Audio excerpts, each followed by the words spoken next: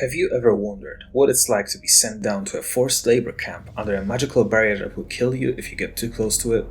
Have you ever thought to yourself that if that were the case, you could just say, "Nah, I'd win," and get out of there? Well, wonder no more, because that's what you can try to do in Gothic.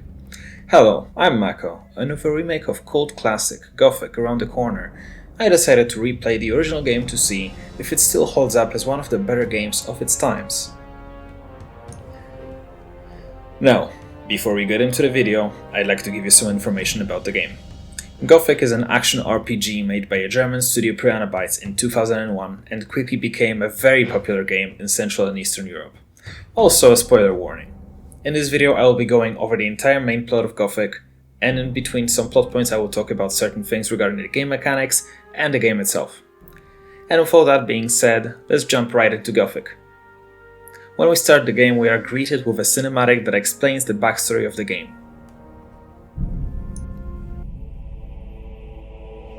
The kingdom of Murtana, united by King Robar II.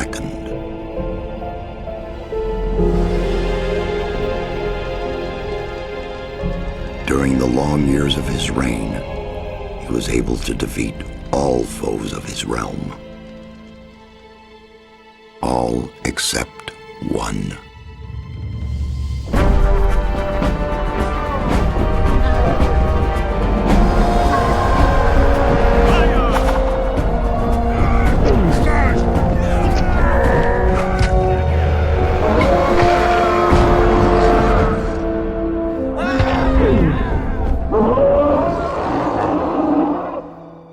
The war against the orcs took its toll, and the prisoners of the realm were to pay the price. The king needed swords for his army, and every man guilty of a crime, no matter how insignificant, was forced to work in the ore mines of Khorinis. To make it impossible for them to escape, the king sent out the best magicians of the kingdom to create a magic barrier around the entire valley. I was one of them. Something disturbed the delicate structure of magic. We were trapped inside our own barrier. 1 second of negligence was enough for the prisoners. Khorinis was now under the control of the convicts. The king had no choice. He had to negotiate. He needed the ore. Month after month, the king supplied everything the prisoners needed. Month after month, they brought the ore to the edge of the barrier in exchange. Until the present day. Another convict was brought to the cliff. He did not know, but he would change everything. In the name of King Robar II, bearer of the scepter of Verant, I sentence this convict to... Stop! Convict, I've got an offer to make you. This letter must reach the leader of the Magicians of Fire. You're wasting your time. You may choose your own reward. They'll give you anything you ask for. Very well, I'll take your letter. On one condition. Spare me the rest of his nonsense. How dare you! Keep silent. Right, send him in.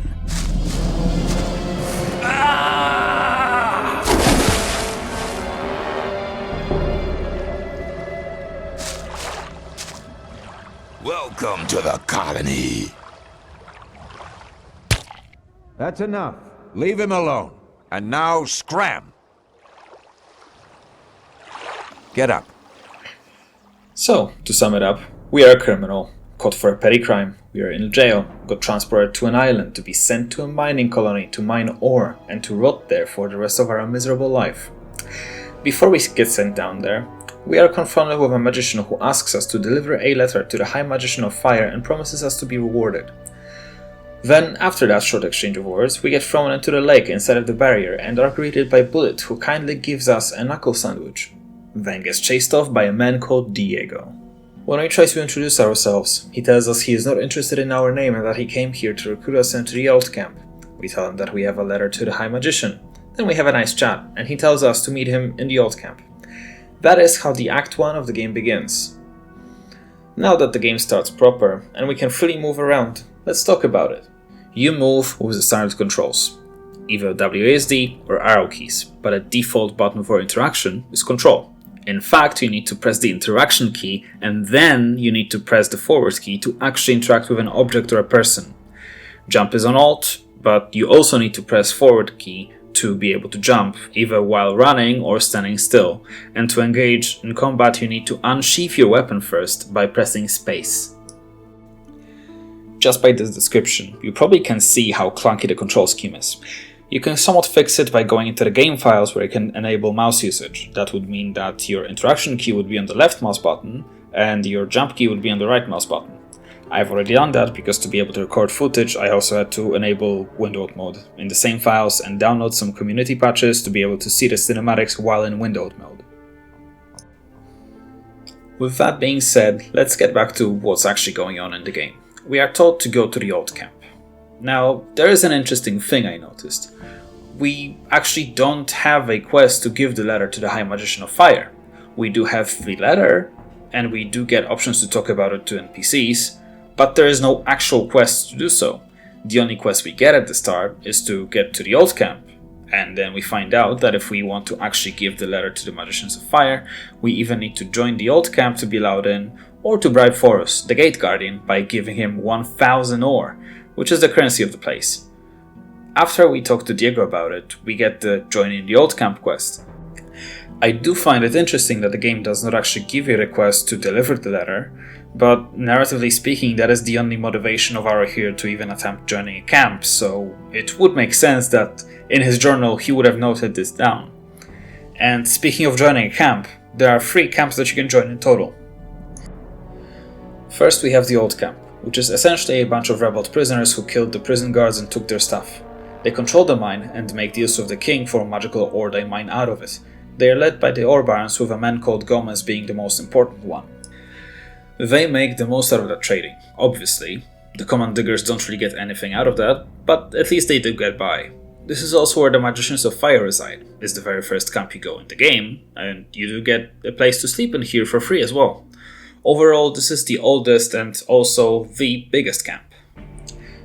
Last but not least, there is the sect camp, swamp camp, the brotherhood, or however else you want to call it. These are the people who do not work or want to work in the mines. Instead, some of them had a vision. A being known as the Sleeper talked to them in their dreams and led them to a swamp where the camp was set up. As the camp's name implies, this is a sect of religious fanatics and gurus who use the actual swamp weed to invoke their visions. They also use the same weed to trade with the other 2 camps and lure people into joining them. Now, no matter which camp you decide to join, you will be able to enter the castle to deliver the message to the magicians. If you join the old camp, you will be able to enter the castle normally because you become part of the Shadows, which is one of the main groups in the camp. Now, to do that, you will have to pass a bunch of trials. You need to do a bunch of favors for different members of the Shadows, who will then vouch for you to Diego. You also need to pass a test of faith, which is a very simple thing. You just go to the old mine, talk to one man to give you a list of stuff they need, then you go back to the old camp and give that list to Diego.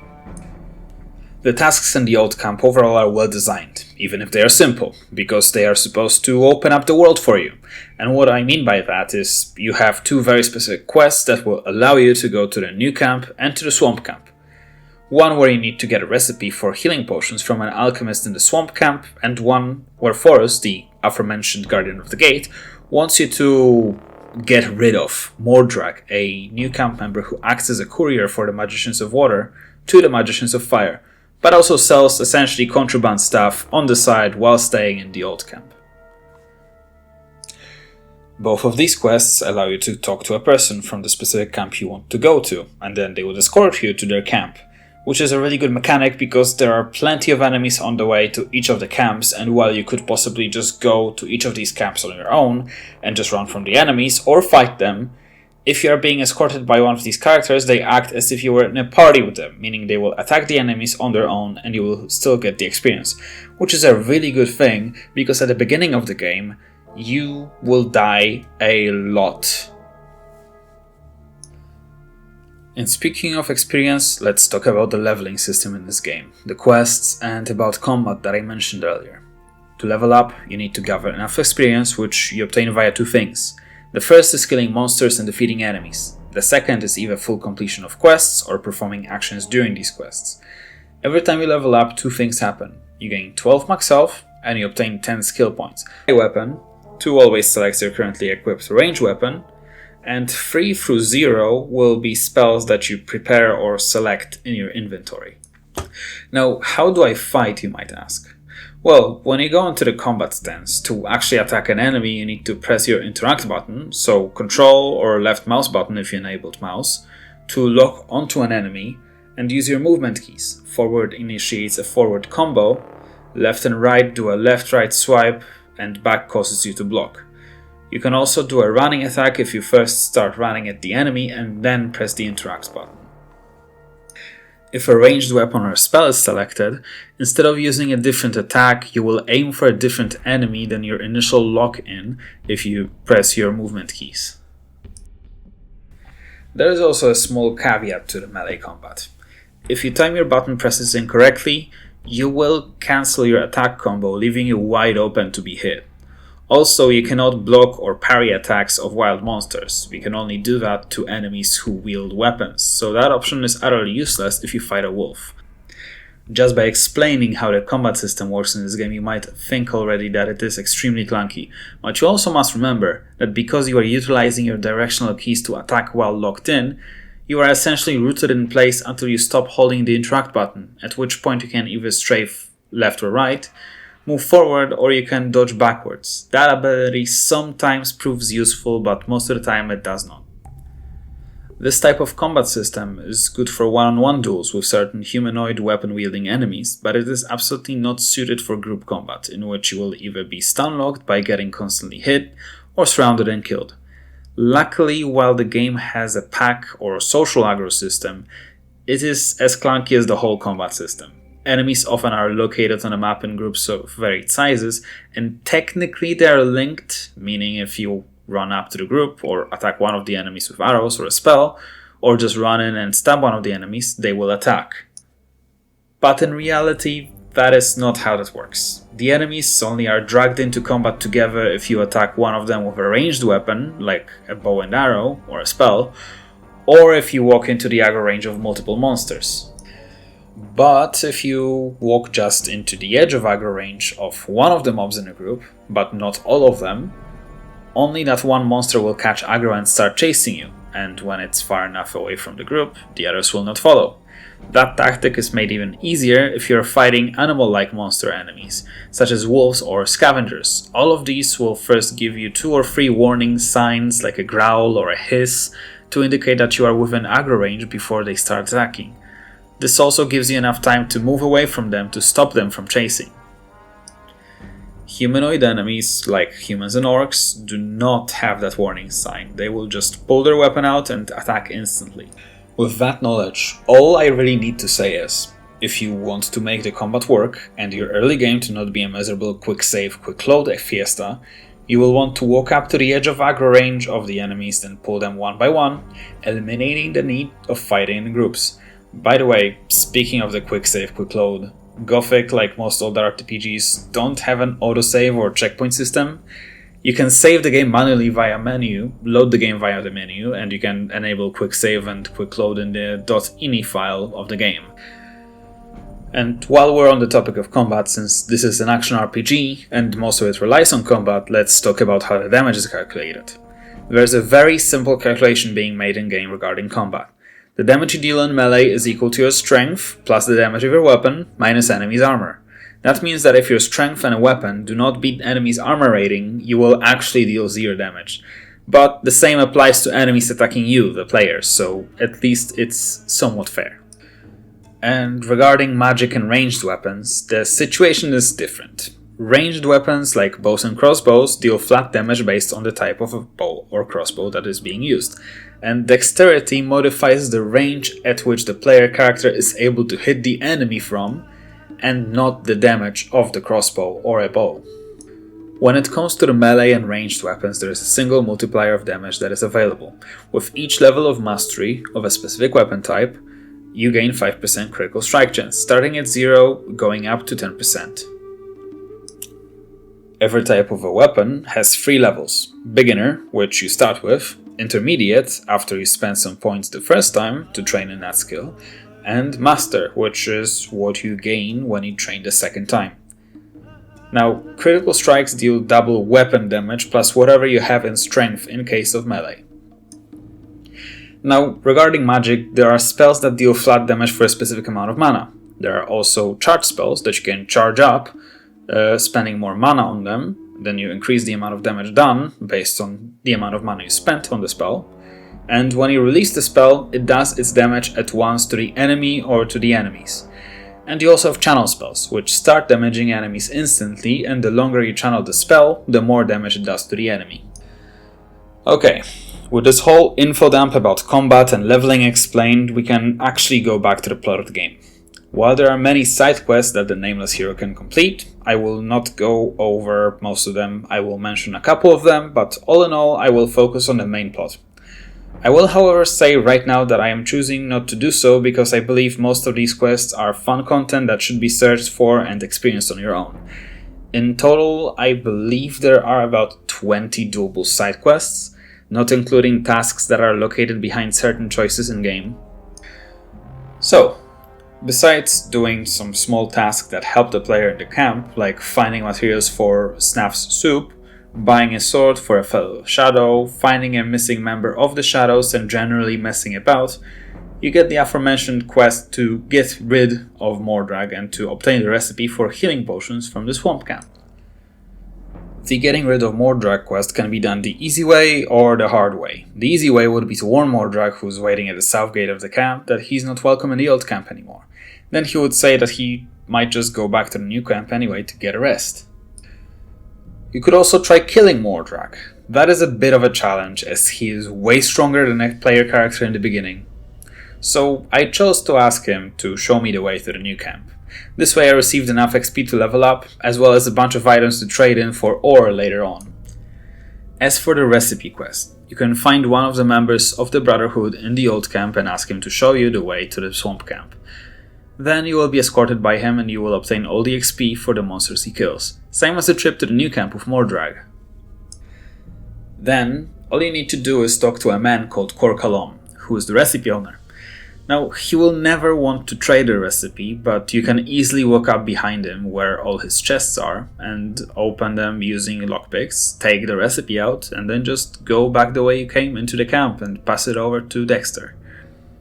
Those two quests lead us to other camps, where we are told we can also join them instead of the old camp. We could either become a novice in the swamp camp or a rogue from the new camp. Keep in mind that you can, and also in my opinion should, do all the quests from both camps. Some of them are normal fetch quests, some of them are some kill X things tasks. For my playthrough I decided to join the new camp and become a rogue. So what do we actually need to do to join the new camp? Well, it's actually really simple. You need to do two things really. The leader of the rogues, Xardas, tells you to essentially become a wheat dealer. Well, specifically a swamp wheat dealer. You're supposed to gather all the swamp wheat joints that one of the members of the Brotherhood that sits in a tavern has. Then you are meant to distribute it among all the rogues and mercenaries in the camp and give all of the profit to Xardas.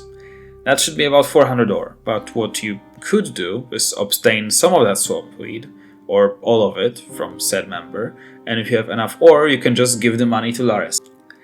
One more thing that needs to be done before you are allowed to join the new camp is obtaining something important from the old camp, just to mess with them.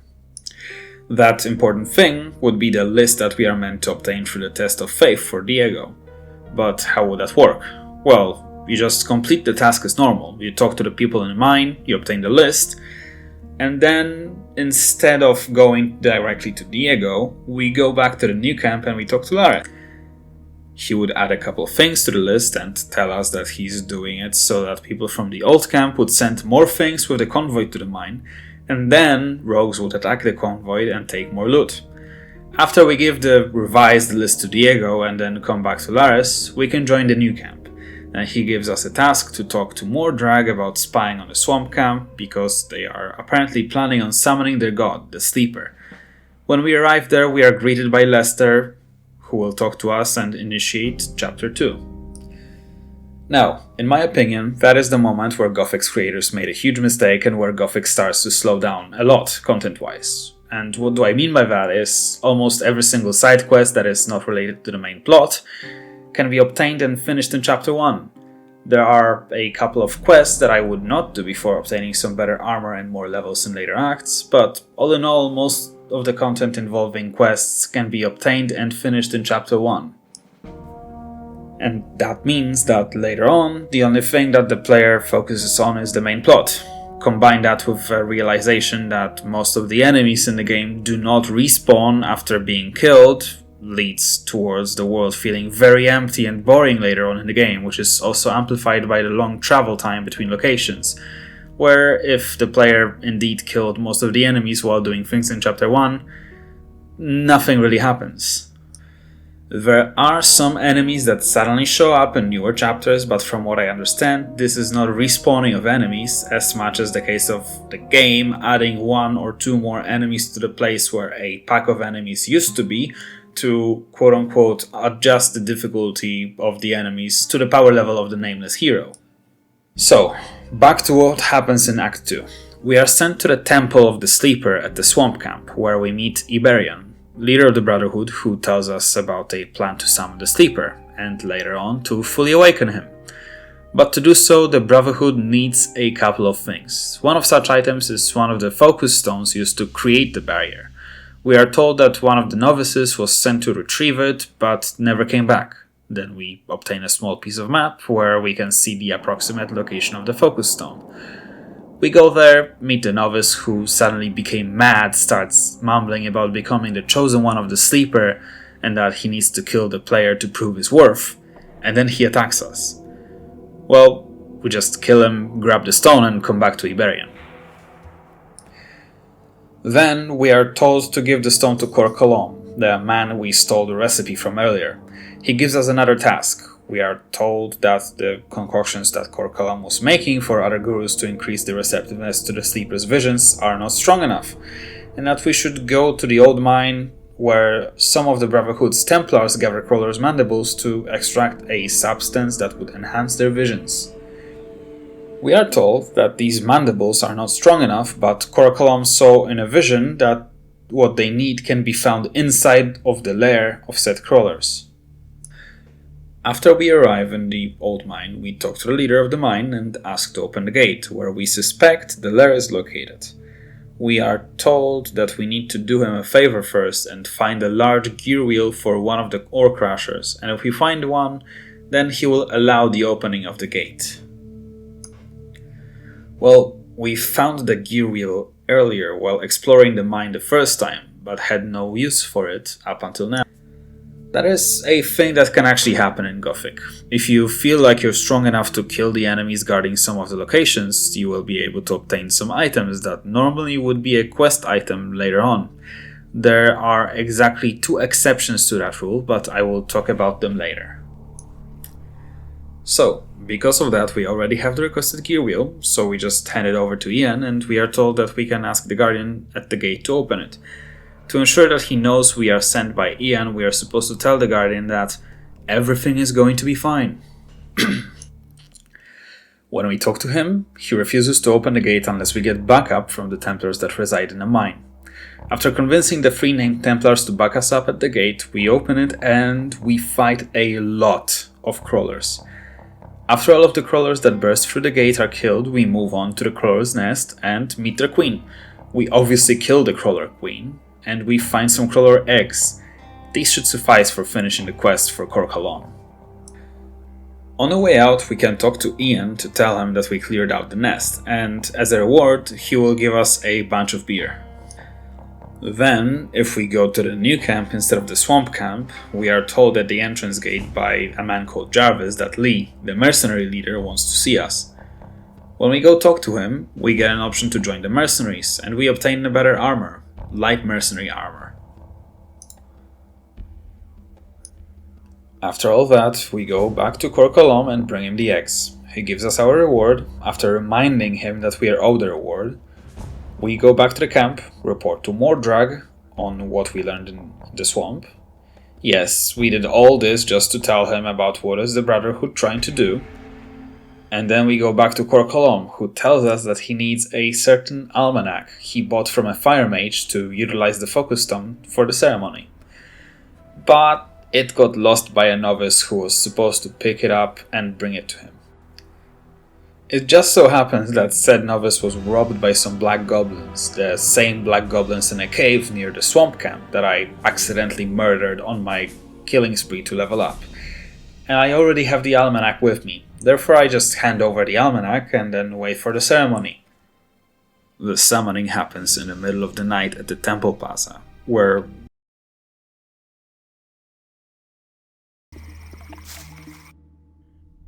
The long time of waiting is now over.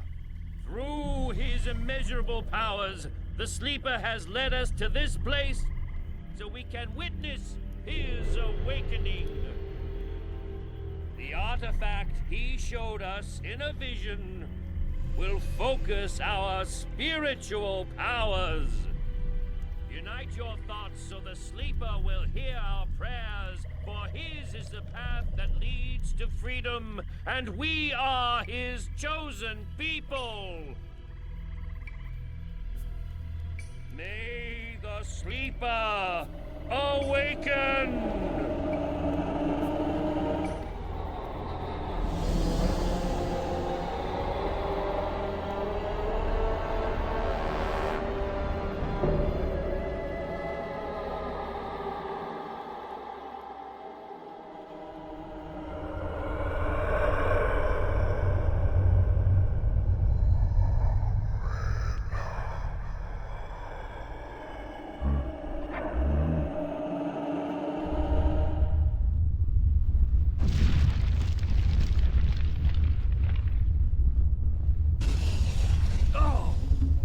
Master, what has happened? Yes, Master. What has happened? What have you seen? He wanted to show us the way to freedom. Yes, what about it? Was it the path to freedom? Silence! It is obvious. The path to freedom leads through the orcs.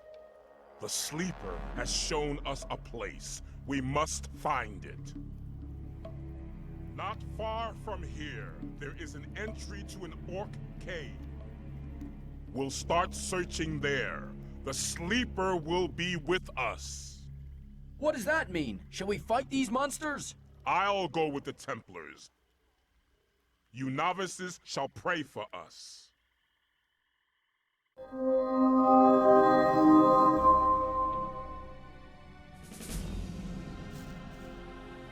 we see the cinematic showing us the summoning ritual. After the summoning, Uberian is knocked unconscious, and thus Chapter 3 begins. We, just like everyone in the Temple Plaza, just witnessed a vision of some orc temple, and right after that, Iberian, the leader of the cult, gets knocked out.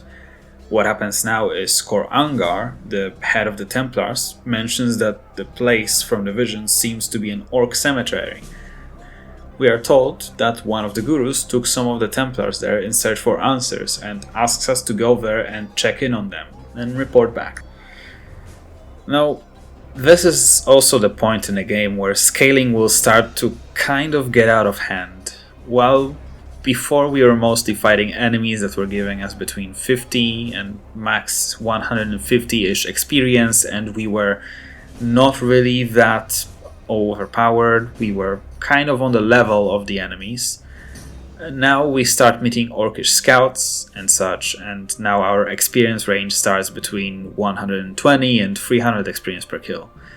That means that our leveling will really speed up, and not to mention most of our main story quests will also reward a lot of experience too.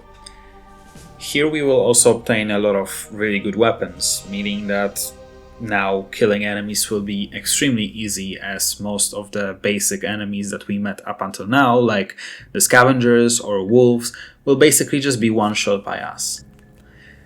Anyway, We go to the cemetery that was mentioned, and when I talked about some places or items being obtainable out of order and some being unobtainable, that's one of the instances where things are unobtainable before a certain chapter. I walked up to this place before, sometime in chapter 2, just to check what was in here, and you could not even open the gate using the wheel on this side. It would have said that it won't budge. There also weren't any orcs or biters here, but now that we entered chapter 3, we actually can enter this place and there are actual enemies in front of here. So we do enter, while killing some orcs on the way, desecrate the cemetery by looting their mummies, and here's a nice touch. The gates to some of those halls with mummies are closed, but if you find a button on a wall and press it, one of the gates will open, and that gate will contain a button for the next gate, and so on and so forth. I'm calling it a nice touch because as far as I know, this is the first time any kind of even a simplest puzzle shows up in this game. Obviously this one is optional, but it is a nice touch regardless. After that, we head down further into the tomb, and we notice that the orcs attack one of the gurus. Not only that, but they also killed off all the Templars. We have a short talk with that guru, who tells us they haven't found anything yet, and that they can't go back empty-handed, so we head down the tunnels that lead from this chamber and find one piece of parchment with some writing on it, and then a second piece of parchment with more writing. After a moment, the guru translates what is on those parchments, and it turns out that we have an orc teleportation spell now.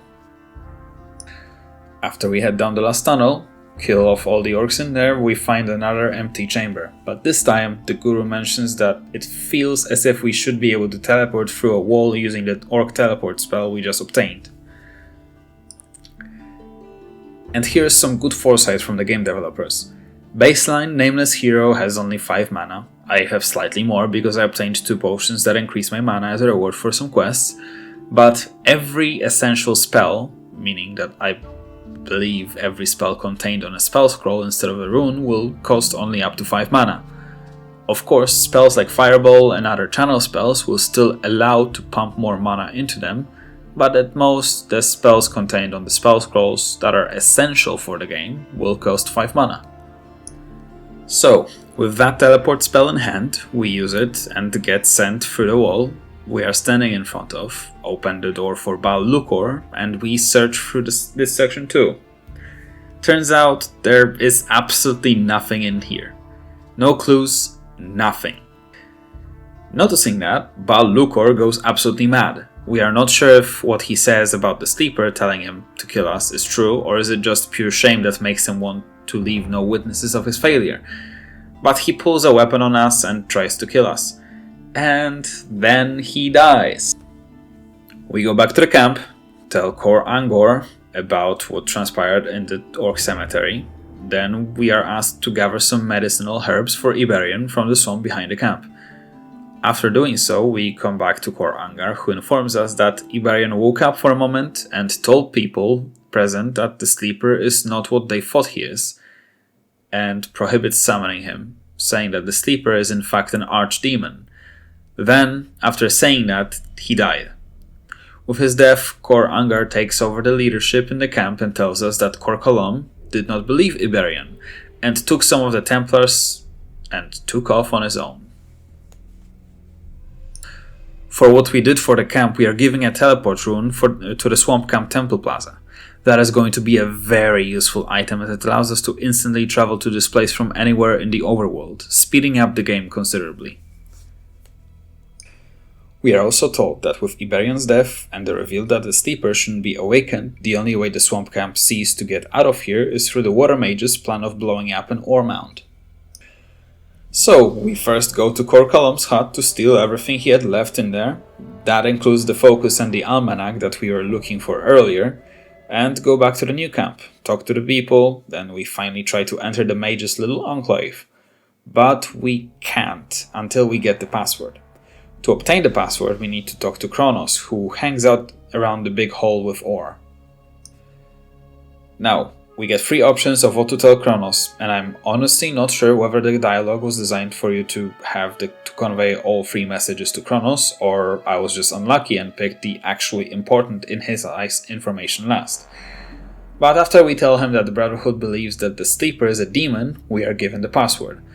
And after entering the Enclave and talking to Xardas, who is the leader of the Water Mages, we are presented with a plan. To get out of the barrier, the magicians will perform a ritual that will result in blowing up the huge mound of ore they accumulated over the years. But to do that, they will need the original focus stones used to create the barrier, and they will need the help of the rest of the magicians that performed the original ritual. So we are asked to retrieve the focus stones and bring them back to Xardas. The next 4 quests are fairly short, but also enjoyable actually. We are given a map of where the focus stones are located. First we head to a canyon right next to the old mine, and here's a very interesting thing. First of all, we see Diego just hanging out there, heading to the place where we are heading, but also there's another part of the canyon, and if we go there, we see that there are a bunch of bandits dressed as the rogues from the new camp, who attack us on sight, even if we are wearing the rogue armor. So then we proceed to murder all of them, obviously. There is also an NPC in there called Quentin, but like the other bandits in here, he does not pause to talk or anything, just instantly attacks us. Now, after killing all these bandits for nothing, we go talk to Diego. He mentions to us that he's got some business to do here, and since we're heading the same way, we might as well team up and go to the canyon together. When we reach the end of the canyon, we see a giant troll. Diego tells us he'll grab his attention and that we should find a way to kill him. We are too weak on our own to just kill the troll, but luckily we find a spell that will shrink a monster. And we will find that spell on a skeleton that also had a diary saying he bought this spell specifically to slay said troll. After casting the spell, we are able to easily kill the troll, and then Diego helps us open the gate to a small tower that's built into the rock in the canyon. We go there, get the focus stone, and on we go to the next one. The next stone is located in some old ruins of a monastery on the northeastern end of the map. After going there, we notice Gorn, one of the mercenaries from the new camp, who's killing a bunch of snappers. After a brief talk, he explains he's searching for something within this monastery, and he's willing to team up with us to get the focus stone we need. But first, he leads us down into the cave that you can fall into on the way to the monastery, where we find some spell scrolls of transform into meatbug. And when we go back up, we see that the gate is closed, and Gorn mentions that nobody's been able to open the gate, like, ever. We also see there's a bunch of meatbugs who are hanging around a hole in the wall that seems to be just big enough to fit a meatbag. Luckily, we were just led by Gorn to a place where we obtained that change into meatbag scroll, so we change into one and go through the hole in the wall, open the gate for Gorn, and then we look for a focus stone inside the monastery. After we find the scroll in a cave protected by a shadow beast, we see a random troll child just showing up in the monastery. Luckily, because that is not a fully developed troll, we are able to kill it. After that encounter, we leave for the mountain fort, where the next focus stone is. Well, we don't leave instantly. There is one place I haven't gone to yet. On the side of the monastery, there are a bunch of ledges that I want to go up to see what's on the rooftop. And after getting up there, I see a chest across the gap between two buildings. And I cannot jump it normally. I try to use a different transformation spell to jump over the gap. I can't. And apparently you can knock over the column over here to make yourself a bridge over the gap. But I can't. And it turns out that the column is bugged, like a lot of other things in the game. And you can't knock it over, or you can knock it over but the wrong way. And here's where the mods like Community Patch come in. I've played this playthrough with 3 mods, one being essentially a platform to use the other 2 mods, and 2 mods being community patches that fix a lot of bugs in game. Now, after testing, it just happens that one mod fixes the bug, but the other mod reverts it. So to obtain items from the chest, I had to close the game, turn off one of the mods, go over there via the column, take the things from the chest, walk back over, close the game again, and re-enable the mod. And that is a lot of effort for a couple of health potions that I found in that chest. Well, after that huge disappointment, off to the mountain fort we go. If we go up to the fort by the entrance on the side of the mountain, where we can also find a bridge towards the cemetery, we can safely head towards the fort and skip most of the orcs that are littered on the normal pathway to this place, so we do that.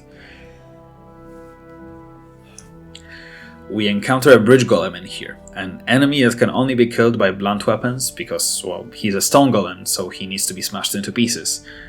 After that encounter, strangely, we find Lester just hanging out there, past the stone golem. He says that he's looking to find a deed for this mountain fort, so that after the barrier falls, he can be rich. He decides to help us finding the focus if we help him find the deed. And, well, we agree. We go into the fort, kill hordes of harpies, find the deed to the castle, and Lester hands us a couple of spell scrolls for the telekinesis spell, which allows us to reach otherwise unreachable focus stone. We use that, knock over the focus stone to the ground and pick it up, then teleport to the water mages using a scroll they gave us because the last focus stone is near the new camp. And after we go there, we see Milton the fire mage, who tells us about the location of the focus stone, that it is guarded by an undead or baron who touched a cursed object in here. He tells us we could team up with him to go there because he wants a different item from the tomb anyway. Gives us a scroll to destroy undead, that should easily kill the guardian. We go there, kill a bunch of skeletons, toss the destroy undead spell at the guardian, grab the focus stone, give Milton the item he wanted, and we go back to the water mages. We hand in all the focus stones, get a bunch of XP, and are told to now go to the fire mages and hand them a rune of teleportation to the water mages, as well as a note explaining the situation. So we go to the old camp and, well, we meet either Milton or Diego before the entrance, depending on which gate we are planning to enter through. Myself, I was going to enter through the north gate and met Milton, who explains to us that all the fire mages are dead. Apparently the old mine collapsed, killing everyone in it. With that, Gomez, leader of the old camp, was going to raid the new mine, but the fire mages forbid him from doing that. In response, Gomez branded them traitors and killed them all off. With that, our plan is in shambles. We walk up to the gate and are instantly attacked by the guards, so we obviously kill them, but tactically this time, as the guards have crossbows, and our resistance to projectiles isn't as big, meaning we actually are in danger. After dealing with the guards on this side, if we feel really spiteful, and of course I feel spiteful for attacking me out of nowhere, we can use the leftover transform into meatbug spell to actually crawl under the gate, inside, and kill everyone inside. Well, everyone who would attack us, meaning we kill every guard in the city, as most of the shadows and diggers will run on our side. After that bloodbath, we can also go talk to Diego, who tells us about Gomez's plan to attack the new mine. He'll also ask you to go around and spread the word to Milton, Gorn, and Lester that he wants to schedule a meeting in the usual place. And here I want to talk about one more thing when it comes to Gothic and the story. This whole friendship thing doesn't really make any sense to me. Apparently, Gorn, Diego, Milton, and Lester known each other for a long time, and so they became friends. Not only that, but they also regularly meet to talk about what's been going on. Well, cool. But when we are told to tell the other three that there is a meeting to be conducted, even if we scour the entire map, there is no place where we could find all four of them together. On top of that, they conveniently appear kind of out of nowhere in the spots where we are looking for the focus stones, and while this might be attributed to Gorn telling them about it, since he's a mercenary and he probably could have heard of it when we were at the Mage's Enclave, I don't really believe that. Another thing is, we start being called their friend after we tell the others about the meeting, and it seems extremely out of place considering that we just arrived to the colony. Not only that, but we bamboozled Diego during the first. Wanted to say I really am not buying it. The whole friends plot seems to be really stretched or just unfinished, like many other things in the game. But after we relay the info about the meeting, we talk to Xardas to inform him about the death of the remaining mages. We also find out that the old camp indeed has killed everyone in the free mine and overtook it. With that, chapter 4 begins. We are told to seek out Xardas, who resides in a tower in the Orc lands, to ask him for aid. After going there and slaughtering all the orcs on the way there, we go through a mountain pass where there are 3 golems. First one is a stone golem, then there's an ice golem, and last but not least, there's a fire golem. All of them are weak to the things that everyone would think this type of a golem is vulnerable to. The stone golem can be destroyed using a blunt weapon, then we can destroy the ice golem by using fire magic, and the fire golem can be destroyed by using spells considered to be water magic, and that includes spells like ball lightning, even though it's not directly a watery or icy spell, but it comes from the Magicians of Water spell school, so there you go. After going through the mountain pass, we find the entrance to the tower where we meet a lesser demon who conveys to us that the worthy can go up to the tower and see Xardas, and that we need to pass the test. The test the demon is talking about is killing the golems we just killed and bringing their hearts to the demon. After we give him all the hearts, he gives us a rune that teleports us to Xardas, and we talk to him about what has transpired with the Magicians of Fire. There is a fun touch at the start of the conversation. Our hero tries to introduce himself again, but just like Diego at the beginning, Xardas doesn't care for his name. So we tell Xardas about the Magicians of Water plan to detonate the ore, and we are told that this is not the solution. He tells us about a banished orc shaman, who is apparently crucial to finding the sleeper, and learning about what he actually is. He's hiding in a different fort, the ruins of which are visible from the old camp's south gate. After going there, we encounter a couple of high-rank orcs that attack a lonely shaman. We kill the orcs and meet said shaman, who introduces himself as Urshak, and declares us friend for helping him. He tells us that he knows our language because he used to be a slave in the new mine, so he just learned the language in there. He tells us that the Sleeper is a demon that was summoned into this world by 5 orc shamans to defeat a rivaling clan, but instead the Sleeper enslaved the orcs who closed him deep inside a temple in their village and closed the gates off to never enter that place. Now the same orcs worship the Sleeper as the god, and they banished Urshak, who was warning them that the Sleeper is not good. He also tells us that if we truly want to enter the temple, we will need to obtain an artifact called the Ulu-Mulu, which is a sign of respect among orcs. Since the temple is located within the orc village, we will have to either kill through the whole place, or we could just obtain said Ulu-Mulu to walk through there without any problems. We are told there is one more orc in the free mine, and that he knows how to create the Ulu-Mulu. That means we need to go to the new camp and perform a little freedom operation in the free mine. We go talk to Gorn, who informs us that Wolf, another rogue in the camp, wants to see us in the new camp before we go to the free mine. When we talk to him, he tells us that he could make us a really good armor out of the plates of free mine's minecrawlers. We agree to that, go back to Gorn again, and start our peacekeeping operation. Funnily enough, I accidentally made the entry to the mine easier. In front of this gate, there are supposed to be a bunch of guards from the old camp who will attack us after a short dialogue. But because we went on that murder spree on the outer ring of the old camp, there are no guards here to guard the place, since they're dead. When we get inside the mine, the only thing that needs to be done is going to town and killing every single shadow digger. The guards will always be aggressive, the diggers and shadows will run away. My recommendation, ask Gorn to just stick around the entrance after you clear out the first room because, well, his follower AI is terrible. He will only get stuck in places. After killing every single minecrawler, guard, shadow and digger in the mine, we find an orc sitting on top of a ledge.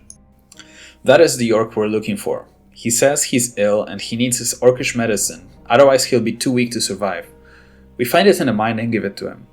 Then he informs us that he cannot give us the Ulu-Mulu, but he can craft one from the trophies of dangerous monsters. And we need to kill a troll, a shadow beast, a swamp snake, and a fire lizard. Luckily, the game designers thought about someone like me who's a murder hobo and kills every mob on the map for additional experience. And even if all the enemies are dead on the map, the moment we get to this part of the quest, the required beasts respawn in their respective locations. I'll spare you the details of going over and killing the beast, but let me tell you that I spent more time walking there than actually killing the monsters. Then we go back to the orc who creates the Ulu-Mulu. With that, we head towards the orc village.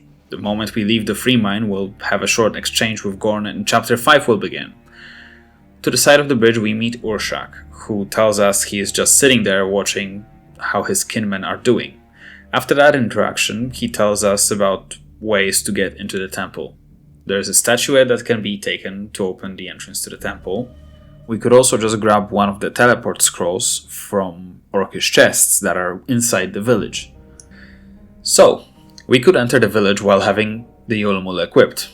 But again, I'm a murderous person and like getting a lot of experience, so I just walk in there without Ulu-Mulu, draw out enemies one by one, or pack by pack, and kill all the orcs in the village. But just to prove that if you have Ulu-Mulu equipped, you will not get attacked, here's a short clip where I equipped it before walking up to some orcs, and then I unequip it.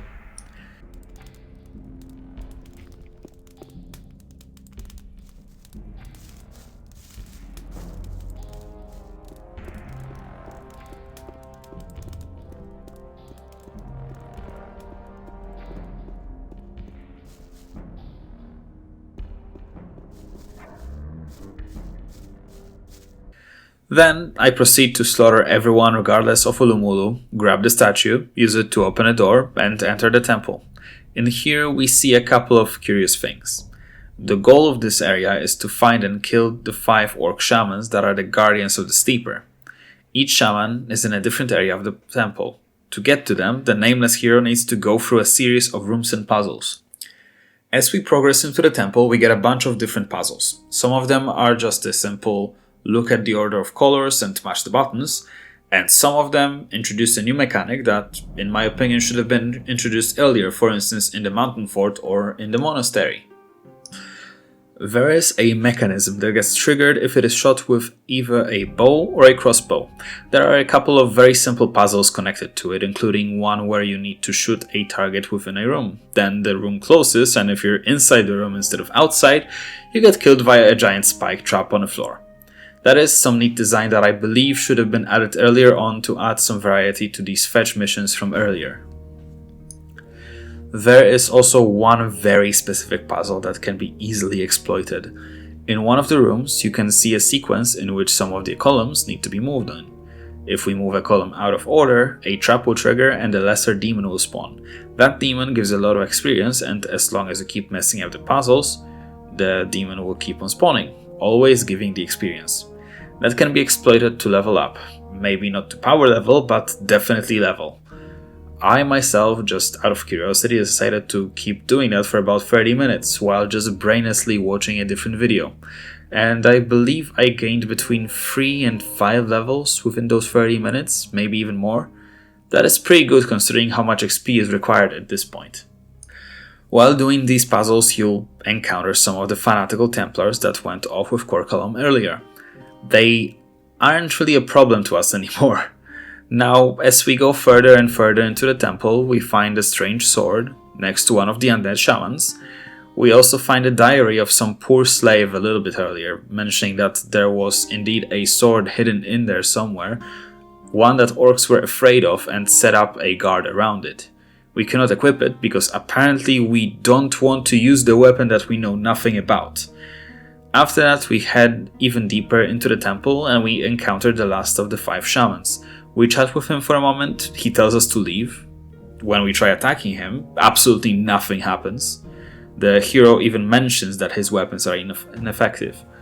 Then the shaman proceeds to cast Breath of Death, forcing us to run away.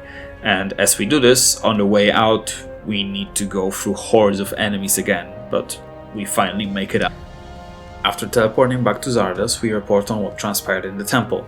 We tell Xardas about the sword. He tells us that the sword we brought him is called Eurizio. He needs a bit of time to identify the weapon exactly, so we tell him that in the meantime we need to find better armor. He gives us the key to a chest and tells us to go to his old tower, which has sunk into the lake nearby. There we should find some powerful artifacts. We go going back into the temple. So I teleport him to the old camp, where I'm greeted by a bunch of guards and a man named Bartholo. He tells me that they were expecting someone to enter through this place. Obviously we just go ahead and slaughter everyone in there, but there's also a mention of some guy that just got thrown into the prison for being accused of collaborating with the mages. So, after killing everyone in the camp, we walk up to the throne room where Gomez is, and since we never met him before, we get a short dialogue for him that mentions that he assumes we are the person responsible for ruining everything for them, and then the combat starts. With our gear, we easily kill off Gomez, even with his insanely powerful weapon, Rage of Innos. We loot a key to the dungeon and we loot the weapon, which is the most powerful strength-based weapon in the game. Then we go to the prison to free the aforementioned prisoner. Now, remember Bullet? Remember that guy that sold us a knuckle sandwich at the beginning of the game? The guy that just beat us up, said "Welcome to the colony" and just went off his way? Well, we meet him on the way to the prison. He curses us and we kill him off, finally. That'll teach him not to mess with a random newcomer. After that, we go down to the prison, we free the man called Stone. He then tells us that he's a smith and we should meet him at the smithy in the castle. When we do, as a thank you, he offers us to either craft an item for us or to improve our armor. I chose improving the already insanely good armor because it will probably come in handy later on. After that, we go back to Xardas, who tells us that the weapon could be recharged by putting a certain sword into a certain ore mount, but that would also require someone on the inside performing an incantation. So we take the sword, we teleport to the water mages, and, well, we see Milton, our quote-unquote friend.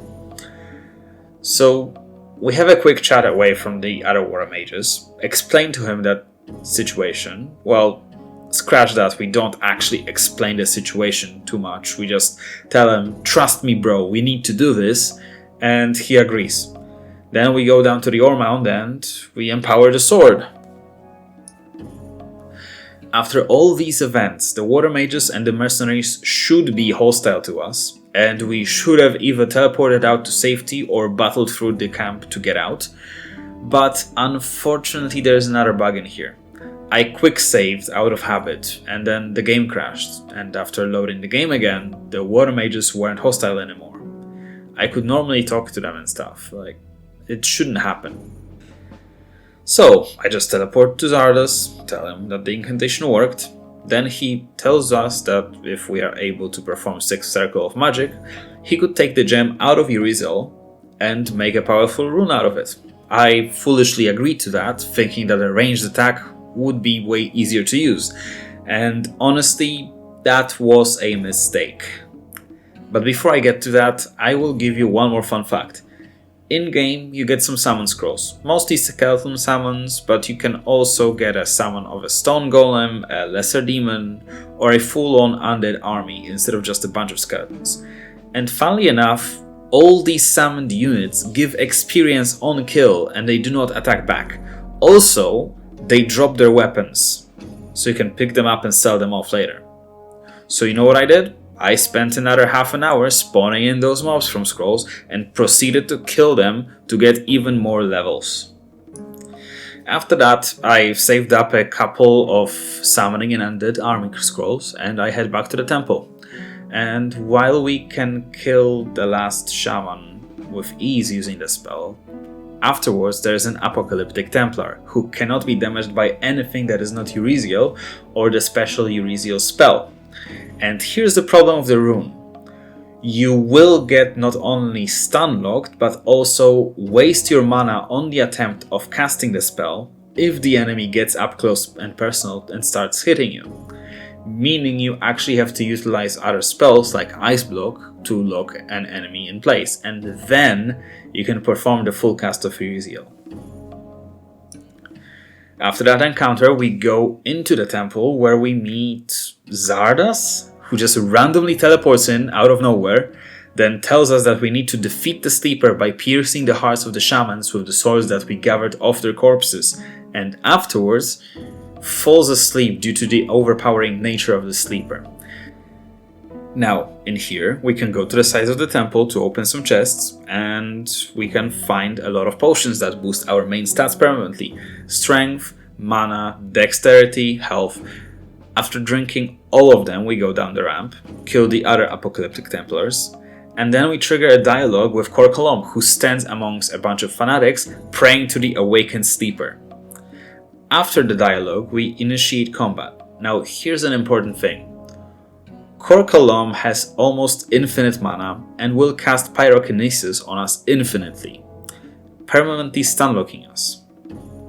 Even if we take no damage from the spell, because we have a very powerful armor and a bunch of rings that increase our resistances, his acolytes would kill us eventually. Now, it all would have been way easier if we had the sword Uriziel instead of the magic rune, because we could just cast Ice Block on him and then just walk up to him and melee him to death before he has a chance to kill us. Instead, what we have to do is summon an undead army, then cast an Ice Block on Korkalom, walk up to the acolytes close enough to be in range for Wave of Death, and spam Wave of Death until Korkalom dies, praying that we will not get attacked by an acolyte on the way and instead they will focus their attacks on the skeletons we summoned. After that, we just lure the rest of the acolytes to a small gap just outside the room, jump over the gap because they cannot jump over it themselves, and we can kill them from there. And after dealing with all the acolytes, the only thing to do is just pierce the hearts of the shamans. They are situated in small columns right under the sleeper. With each heart pierced, a greater demon spawns that also needs to be killed using the rune, and after the last heart is pierced, there is a cinematic and we finish the game.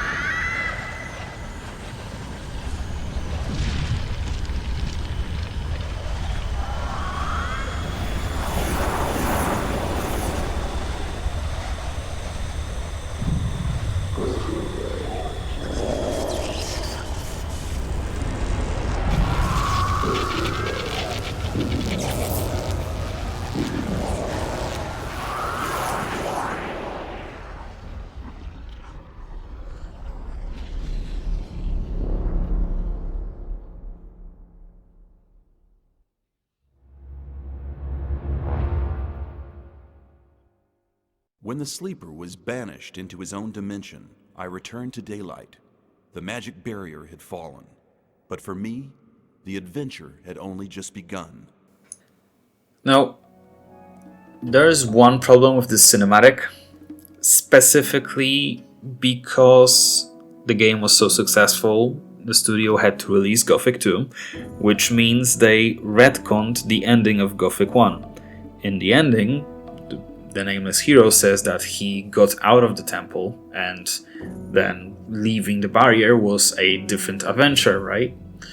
Well, apparently in Gothic 2, the nameless hero actually dies, or at least is knocked unconscious in the temple because the temple starts falling apart the moment we banish the sleeper.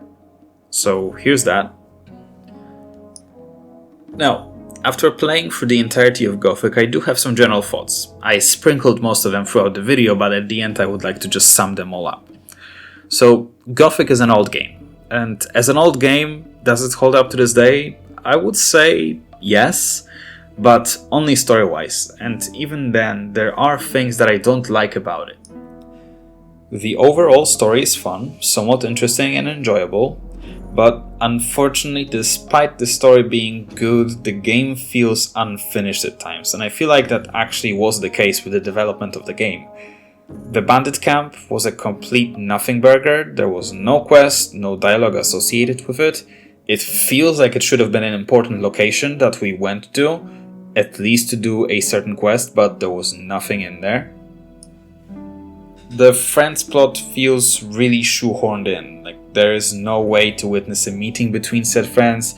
Some of the locations feel unfinished, as I said earlier, like the old monastery or the mountain fort.